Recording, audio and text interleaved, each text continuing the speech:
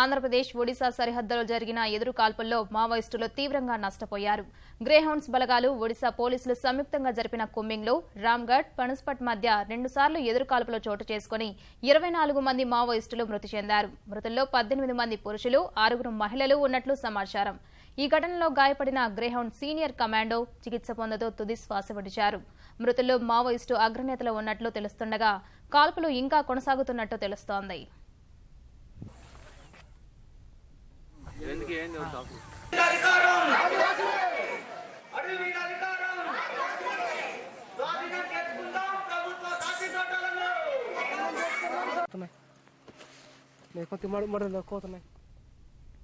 ఆంధ్ర, ఒడిశా సరిహద్దు దళానికి చెందిన మావోయిస్టులను పోలీసులు గట్టి దెబ్బతీశారు.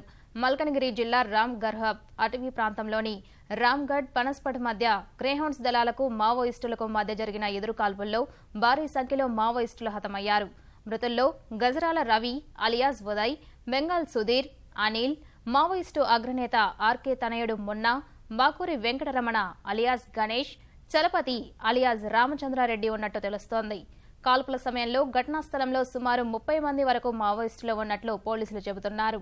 కాల్పుల నుంచి తప్పించుకున్న వారిలో మావోయిస్టు అగ్రనేత అక్కిరాజు హరగోపాల్ అలియాస్ రామకృష్ణ ఉన్నట్టు సమాచారం. కాల్పుల్లో 2 గ్రేహౌండ్ సిబ్బంది గాయపడగా వారిని చికిత్స కోసం హుటాహుటిన విశాఖ కేజీహెచ్కు తరలించారు. అక్కడ చికిత్స పొందుతూ గ్రేహౌండ్ సీనియర్ కమాండో అబూబకర్ తుదిశ్వాస విడిచారు.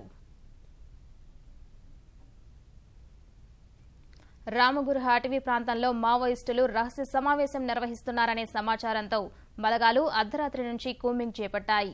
ఈ తెల్లవారుజామున రామ్గఢ్, పనస్పట్ మధ్య మావోయిస్టుల రహస్య స్థావరానికి చేరువైన బలగాలపై మావోయిస్టులు కాల్పులకు దిగారు. గ్రేహౌండ్స్ ప్రతి కాల్పులు జరిపింది. ఉదయం 4 గంటల 6 గంటల మధ్య ఇరుపక్షాల మధ్య హోరాహోరీ కాల్పుల అనంతరం ఘటనా స్థలంలో మావోయిస్టుల మృతదేహాలను గుర్తించినట్లు పోలీసు వర్గాలు తెలిపాయి. అనంతరం కూంబింగ్ నిర్వహిస్తున్న బలగాలకు, అదే ప్రాంతంలో మరోసారి తారసపడిన మావోయిస్టులకు మధ్య మళ్లీ కాల్పులు చోటు చేసుకున్నాయి. రెండోసారి జరిగిన కాల్పుల్లో మరో మావోయిస్టు మృతి చెందాడు.